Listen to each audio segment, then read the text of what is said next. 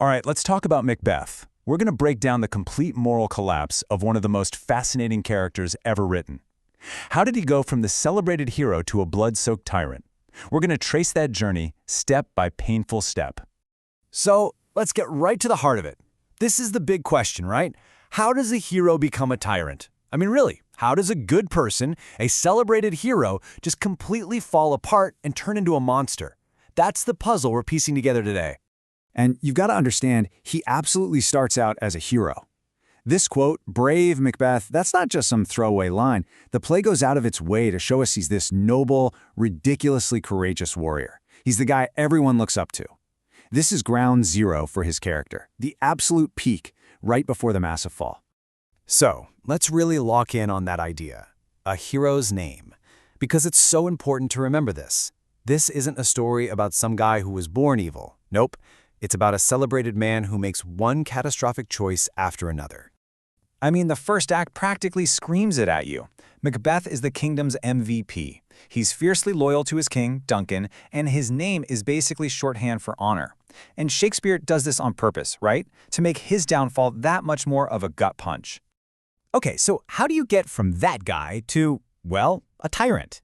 It doesn't just happen overnight. His downfall isn't random. It starts with a tiny spark from the outside that lands on some hidden tinder inside him. And that spark is what we're calling the seed of ambition. And here it is, the spark. You've got this dark, stormy setting, and these three witches show up and plant this one little idea in his head. And it's so powerful. They don't even tell him to do anything. They just say, "You're going to be king." But man, that's all it takes. That one idea awakens something deep and dangerous inside him. And what's just wild is how fast that little seed starts to grow. I mean, almost instantly, Macbeth knows he's thinking some really dark stuff. He's talking to the stars, asking them to hide so they can't see his black and deep desires. He's trying to hide from the universe. This is it, the first real crack in his moral armor. So, if the witches planted the seed, you can bet Lady Macbeth is the one who comes along with the fertilizer and the watering can. She's the one who gives him the game plan. Pure deception. Look like the innocent flower, but be the serpent underneath. It's basically her master class in how to be a two-faced killer.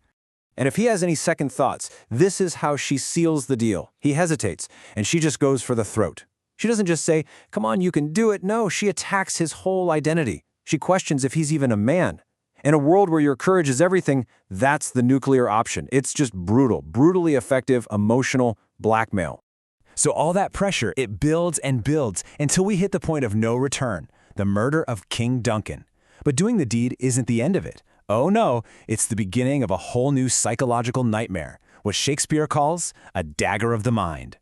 You can literally see his mind starting to break. Right before he does it, his guilt becomes so real, so intense, that it creates a hallucination, this bloody dagger floating in the air, pointing him where to go. His own brain is at war with itself before he's even spilled a drop of blood. And right after the murder, you see this incredible contrast between them. It's night and day. Macbeth is completely falling apart. He's talking about how not even the entire ocean could wash the blood from his hands. And Lady Macbeth? She's just so cold. A little water clears us of this deed. So practical. This one moment tells you everything you need to know about where they both are and where they're headed. And this right here?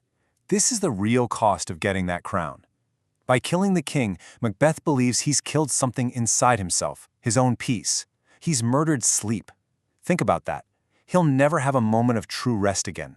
His guilt has just completely shattered his inner world. So he got what he wanted. He's king. But what does that crown actually get him? Is he happy? Nope, not even close. It brings him to the next stage of his personal hell, a mind that is, in his own words, full of scorpions. I mean, can you imagine a better way to describe paranoia?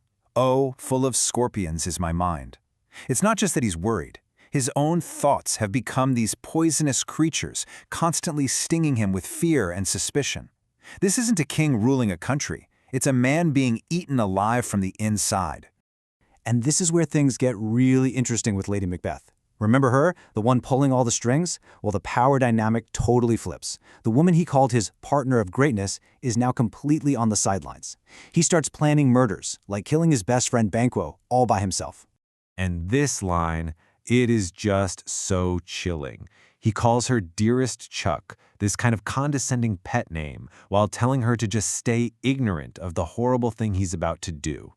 It's the ultimate proof that their partnership is dead. He's in charge now, and they're more distant than ever. And at this point, Macbeth has this horrifying moment of clarity. He sees himself standing in a river of blood that he created. And he's waded in so far that trying to go back would be just as bloody as pushing forward. He's trapped.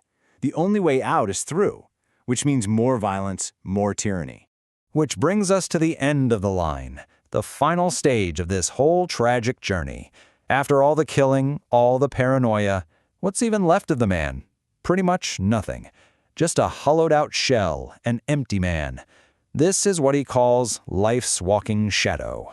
And if you want to know just how empty he is, listen to this. He finds out his wife is dead, the woman who started this whole thing with him, and his reaction? She should have died hereafter. It's just unbelievably cold. He's so numb, so drained of all emotion that her death doesn't even register. It's just bad timing. His despair just spirals. He starts seeing life itself as this fragile little thing, a brief candle that can be snuffed out in a second. All that power, all the things he killed for, it's all meaningless now, utterly pointless. And this is his final takeaway, his grand philosophy on life. It's nothing, a walking shadow, a bad play put on by an idiot. The great hero, the brave warrior, now believes that his entire life, this whole bloody, terrible struggle, meant absolutely nothing.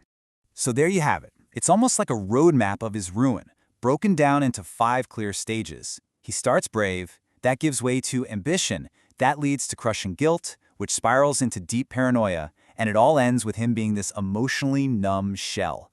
It's a crystal clear and totally tragic progression. Which leaves us with the big, messy question at the end of it all. What do you think? Was Macbeth a straight-up villain who made his own choices? Or was he a victim, kind of pushed into it by the witches and his own wife? There's no easy answer, and honestly, that's why we're still talking about him hundreds of years later.